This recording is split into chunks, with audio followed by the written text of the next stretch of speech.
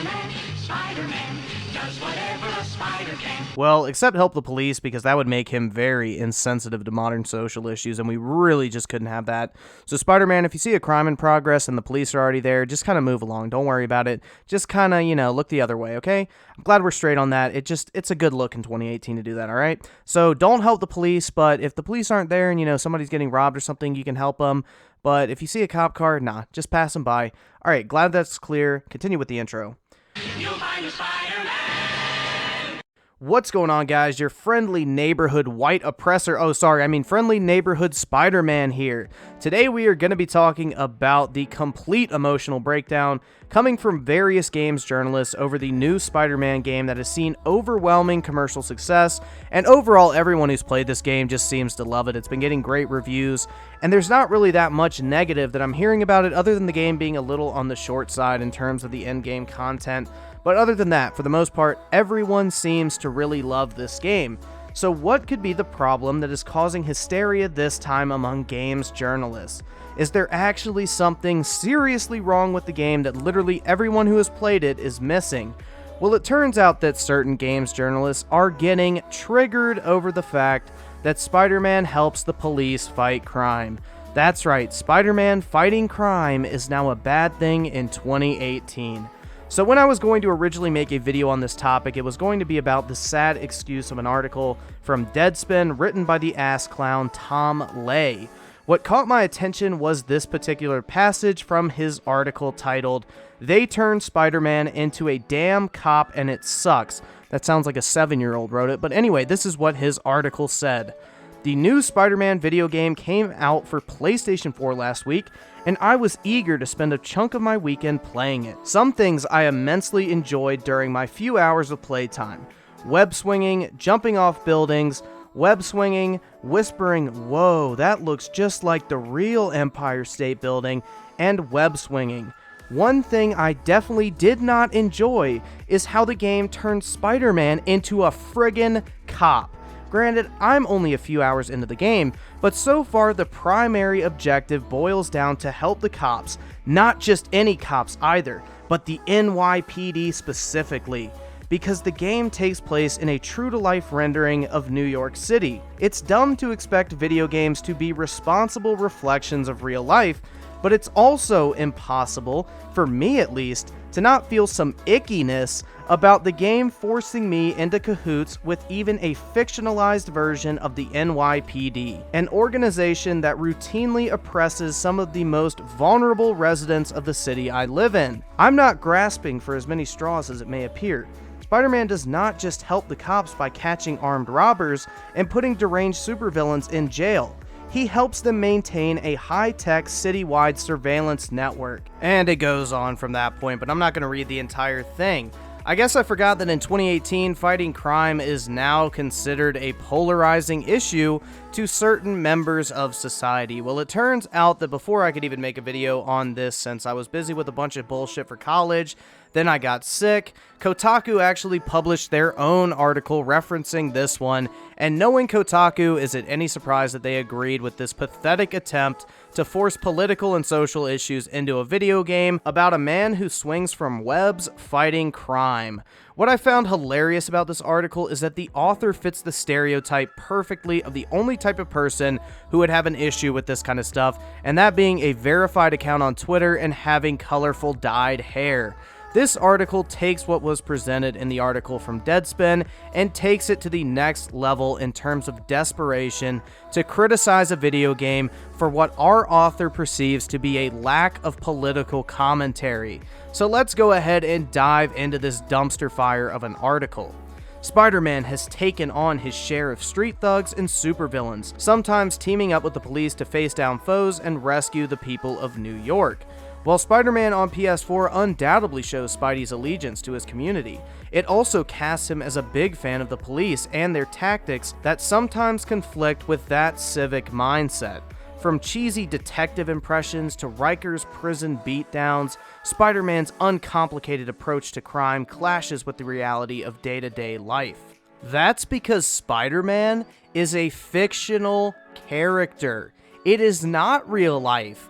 The last time I checked, there weren't genetically mutated humans with superpowers running around the streets of New York every other day. Like, what the hell? Insomniac at no point claimed that this game would be a one-to-one representation of life in New York and the city itself, and to claim that a video game that is heavily grounded in fiction should be held to realism standards in terms of modern social issues is absolutely idiotic. In case you don't realize it, most people play video games as an escape from reality, not as a way to reflect their everyday lives. Also, the whole point of certain superheroes like Spider-Man, Batman, are to fight crime and keep the city safe. That is the entire premise of their character, so it would make sense that the primary crime-fighting force in the city, aka the police, would be an ally of those superheroes. But please continue on. I am absolutely sure that you will just give us so many great examples and solid justifications to prove your point. One of the earliest things you do in Spider-Man is go around activating security towers made by Oscorp but used by the NYPD that makes it easier for Spider-Man to track crimes as they happen. Narratively, these towers allow the police to better surveil the citizens. They also give Spider-Man access to police frequencies. They are always listening, giving out calls to car chases, and telling the player about break-in attempts that Spider-Man can thwart before the crime occurs. The uncritical use of these towers struck some players, you mean yourself, especially those who live in New York, as odd. An NYU Game Center scholar took to Twitter to note similarities between these towers and the real-world Real NYC security cameras that IBM used to make skin color profiling technology. Meanwhile, Spider-Man's enthusiasm for the police, from his stated love of busting drug deals to his cheesy Spider Cop impersonation, had my co-worker Tim Rogers calling Spidey a narc. While I found Spider-Man as good-hearted and heroic as ever, he was also way more accepting of state power than I expected from a hero with a history of being wrongly maligned by the press and police. You're looking way too much into this monitoring system. It's there to serve as a mechanic that enables you to find activities to do in the game. That's it. It's not for some ulterior motive to promote a surveillance system that you cite an NYU game scholar.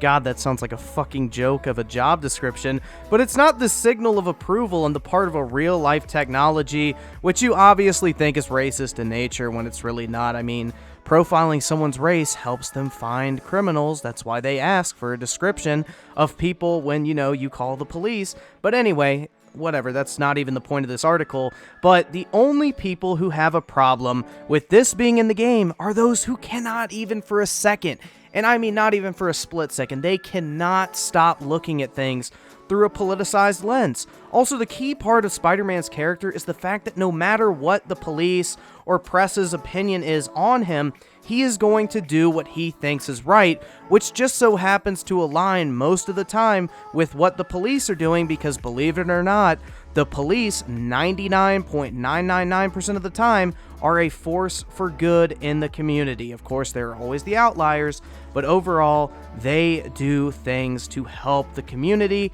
and it just so happens to overlap with what Spider-Man thinks.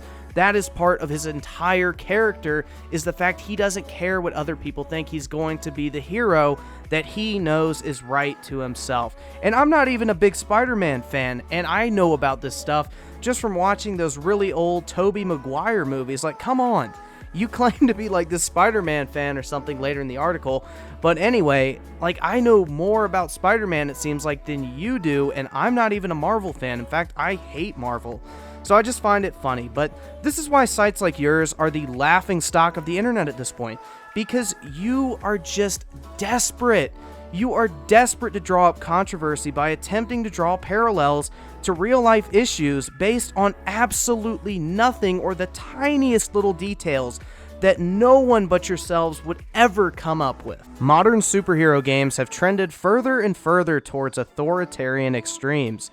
Injustice 2's core conceit hinges upon the audience believing that Superman, that all-American Kansas boy, could conceivably rise to lead a strict and heartless regime following the Joker orchestrating Lois Lane's death.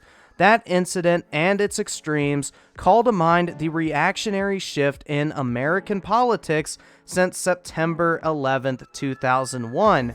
We can believe in Superman's militarism because it reflects a 21st century historical reality. Despite Superman's role as antagonist, the heroes facing off against him and begrudgingly allying with him once Brainiac enters the story share a similar authoritarian streak. This is best expressed in Batman's disturbing Brother Eye surveillance system, which can spy on anyone in the world, and while Spider-Man's Oscorp-made, police-operated surveillance towers aren't as extreme as Brother Eye, they are features of a similar predictive watchdog-esque surveillance state. So let me get this straight, because another superhero game has a situation where a hero turns authoritarian, the same has to be true for Spider-Man. Is that what you're trying to say here?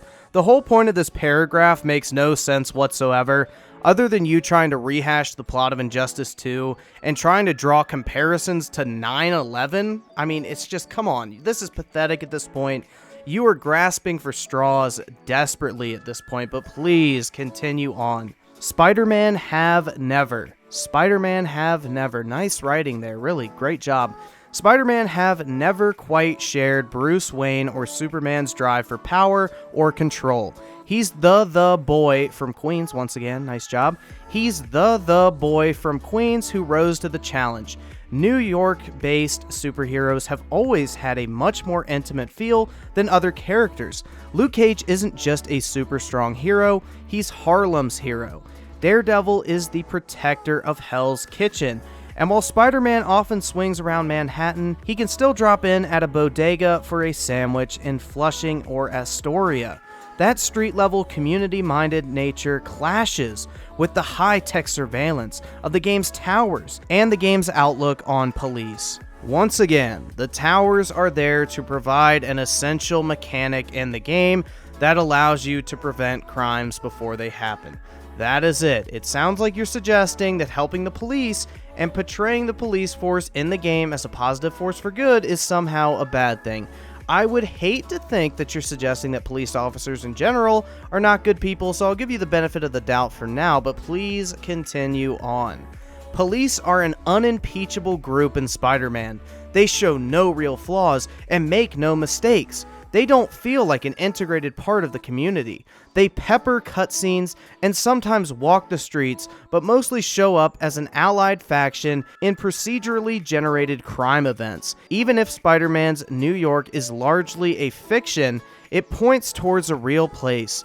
New York is many things, but it is also the city of Eric Garner, Stop and Frisk, and Palantir. Rikers isn't just some fake pastiche location like Arkham Asylum. Real-life police are a complicated presence in New York, but in Spider-Man, they're part of Spider-Man's vigilante quest for justice rather than the members of the communities they are supposed to protect. This simplification extends to the game's portrayal of the criminal justice system as well. About halfway through the story, villains orchestrate a massive breakout at Rikers. It's treated as a crisis so dire that Spider-Man temporarily abandons his search for a potentially pandemic-causing biological weapon to help the NYPD bust skulls and put down prisoner riots. Without fail, every convict is violent and aggressive. Police are an unimpeachable group in Spider-Man? They show no real flaws and make no mistakes? Well, it seems you actually haven't even played the first 15 minutes of the game, because if you did, you would realize that statement is 100% false. In fact, take a look at this clip. You guys all right? We were just about to call for backup. I think I'm it. Lead the way. We'll be right behind you. Heads up, boss.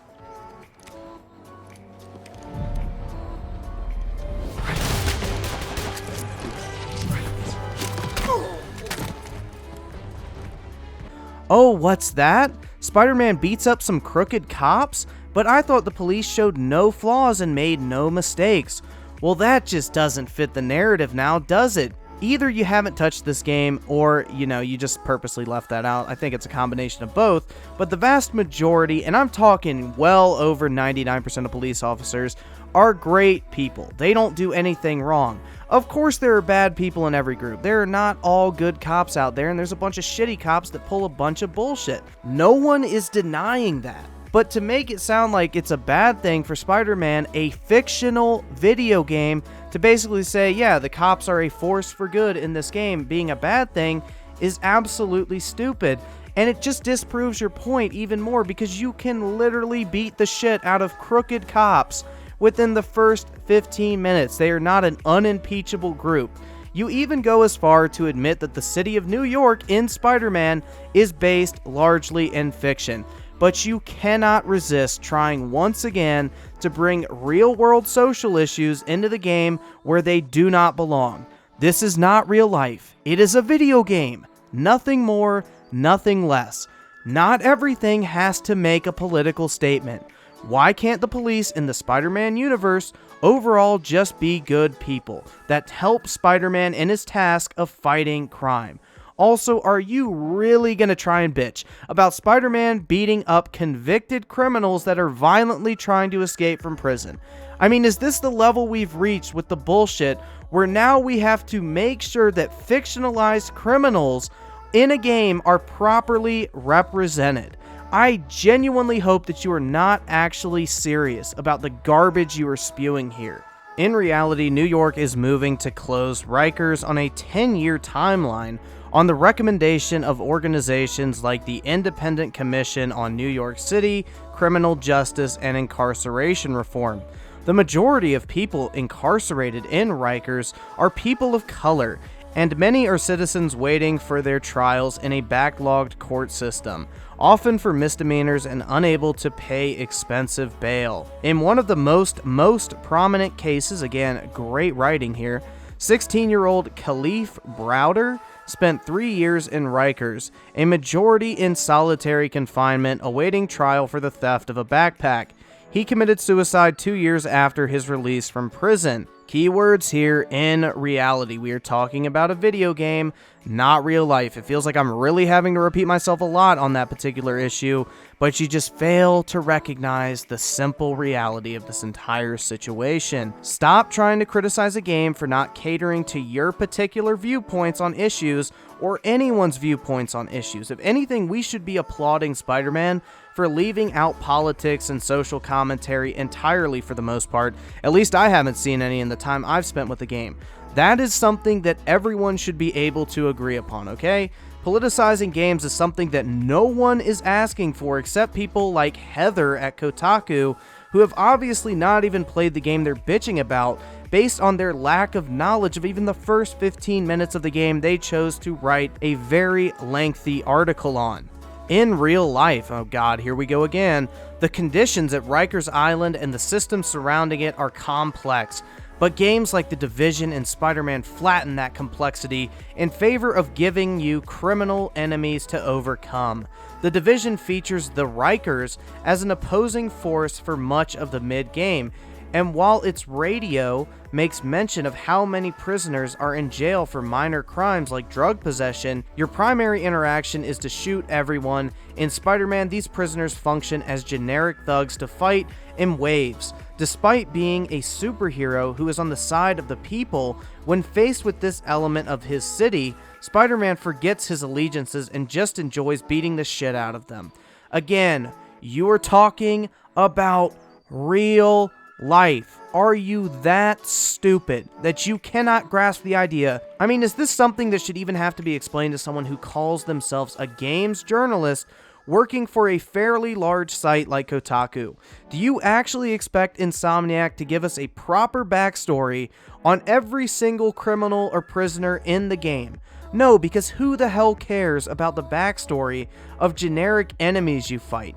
They are criminals violently trying to escape from prison, and Spider-Man is fighting back. That just sounds awful, doesn't it? Somehow you think that Spider-Man stopping violent criminals from flooding the streets that will certainly endanger law-abiding citizens is him forgetting his allegiances. What you're basically saying here is the equivalent of someone arguing that you shouldn't be able to kill Nazis in a World War II shooter because some of them were forced into the German military and were not necessarily evil. No one is looking to a video game for that type of depth in these cases. You are playing as Spider-Man. He fights crime to keep the city safe. End of story. While Spider-Man's criminals are one note, the game features a diverse and, I'll admit, likable cast of supporting police officers. Spider-Man's radio contact, Yuri Watanabe, is beleaguered but reliable, working with Spidey to protect as many people as possible. Miles Morales' story hinges on the integrity and heroism of his police officer father, Jefferson Davis. Watanabe, and especially Davis, are fun characters who I like spending time with. Their idealism provides a powerful contrast to the cruel, destructive forces of Silver Sable and her mercenary corps, who care little for collateral damage. As they crack down, side quests open up where Spider-Man needs to rescue protesters imprisoned by Sable. In these moments, Spider-Man seems to suggest that if policing is necessary, it must be something more communal, and these standout police characters suggest such a thing might be possible. But this can't quite overcome the game's tendency to paint simplistic portrayals of police as good and criminals as evil. I find this entire paragraph very funny, because you are literally disproving everything you've said prior about police in this game, while at the same time you double down on your ignorant stance regarding this topic. Are you honestly trying to argue that generic criminals in a video game deserve to be humanized, as if that's some important point that needs to be addressed in the story told in this game? You and a very small, and I mean very small, handful of people are the only ones complaining about this whatsoever. I think it's safe to say that 99.999% of people out there have no problem whatsoever with police officers being portrayed as good and criminals as bad in a video game. We are not looking for an in-depth look of the morality of either group. We are looking for a fun video game to beat up criminals, fight crime, and play as Spider-Man. Is that really too much to ask for? Spider-Man's simple presentation of crime and policing feels tone-deaf in the modern age, when more and more people are growing aware of the class and race dynamics of policing. This isn't to suggest that the game needs to take a break every 10 minutes to info-dump real-world statistics, but games are released in the context of their time. We're post-Edward Snowden, living in the age Black Lives Matter. I mean, great grammar right there. Living in the age of Black Lives Matter is what you meant, but just another great example of your writing skills on display. Last week, Dallas police officer Amber Geiger, I hope I said that name right, shot and killed 26-year-old Botham Shem Jean in his own apartment. This is the world we live in, and the world Spider-Man was released into. While it might be nice to escape into a world where these problems don't exist, that is a luxury that countless people cannot afford. Oh yeah, because we really want the class and race dynamics of policing in video games. That is definitely up there with the removal of loot boxes, season passes, paid online memberships. In terms of the issues that people want changed in the gaming industry, one might argue that those who do face the reality that you described might need that escape more than anyone, and that is exactly what a video game provides. A game like Spider-Man is not supposed to be a mirror of reality, and it provides a chance to experience a world not so different from our own, while at the same time fictitious in nature. That is something we should praise the game for. No one wants to boot up a game and be reminded of all the problems facing our world today. That just sounds depressing as fuck. The 24-hour news cycle has made it impossible for us to not know what's going on, and with the further politicization of medias like TV and movies, video games for many are the last bastion of escapism. It sounds like you don't want a video game in this case, but rather a piece of social commentary disguised as a video game that aligns with your particular beliefs. Based on the record-breaking sales and universal praise of Spider-Man, I would say that no one agrees with you, basically, and you are in a very small minority. But oh good, we're almost done with this dumpster fire of an article. Spider-Man's portrayal of policing feels divorced from reality, maybe because it isn't reality, it's a work of fiction. to the point that it feels out of line with Spidey's comic book heritage.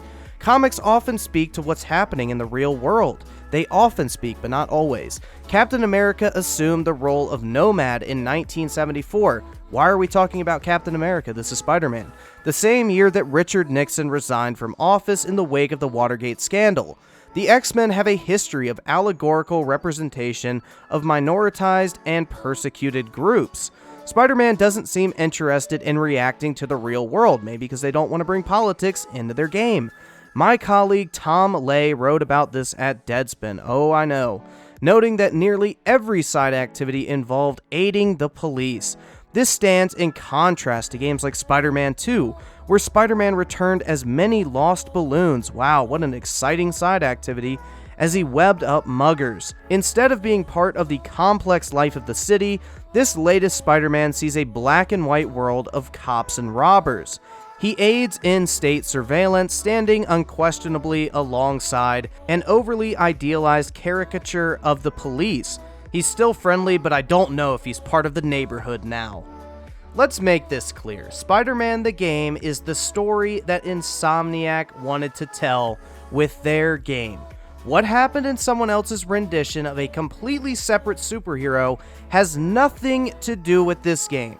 If Insomniac is smart enough to not force-feed political commentary into their game, it is their choice. You say that this is a departure from Spider-Man's comic book heritage, but you do not provide a single example of Spider-Man in the past being politicized.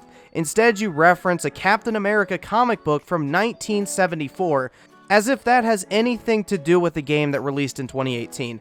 I know why you brought that up, because I guarantee you were hoping for anti-Trump rhetoric, just like the anti-Nixon rhetoric found in Captain America.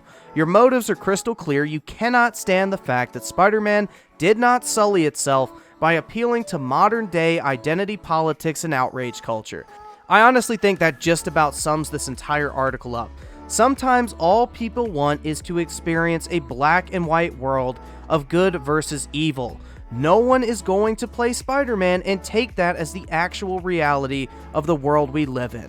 This is a work of fiction that resembles reality, not reflects it. It is sad that we are at the point where now games are criticized for not being political enough. Why can't games just be that? Games. You know, something that brings everyone together rather than pushing an agenda that will only serve to divide people. But then again, we're dealing with Kotaku, which is infamous for their politically charged garbage that they try to infect the gaming industry and community with for the sake of furthering their own agenda and to get the clicks they so desperately need to save their dying mainstream games journalism career. A link to the archive of this article will be in the description below, so if you want to go and read this for yourself, you can do so while at the same time not giving so much as a single penny to a garbage site like Kotaku. But anyway guys, that just about does it for this video. I'm looking at the timer right now, and Jesus Christ, this thing is almost at 28 minutes long, and I haven't even edited anything together, so I appreciate anybody who made it to the end. Apologies for not uploading recently. Like I said, I've been sick and I've been extremely busy with college crap. So I was going to sit down actually on Friday and make this video when I finally got some free time, but it turned out I was sick. So that really sucked. I'm still a little bit sick. You can probably hear it in my voice, but I felt like I needed to get this up. I feel guilty when I don't upload at least one real video in a week. So hopefully everything will kind of settle down and I can get back to uploading more frequently like I want to. I enjoy making these videos, and you guys seem to really enjoy them as well, so it's definitely a win-win. But thank you guys so much for all the recent support. This channel has been doing absolutely incredible and better than I ever thought it would when I started it. So thank you guys so much for all the continued support. It means so much. But with that said, make sure to hit the like button if you enjoyed. I would greatly appreciate it because it helps these videos out a ton in the YouTube algorithm. Also, make sure to subscribe if you are new for future videos like this one, and click the bell for notifications so you're notified when I upload a brand new video, because a lot of people have been telling me that my videos have not been showing up in sub boxes. So if you want to make sure you never miss one of my uploads, make sure you click that bell, and maybe you may just want to unclick it and click it back just to make sure it's working properly. Also, check the description for the links to my Twitter and Discord. Those are great ways to interact with me outside of the YouTube comment section, and I am very active in both. So go check those out if you are interested. But anyway, guys, I just want to say thank you all so much for watching, and I will catch you guys next time.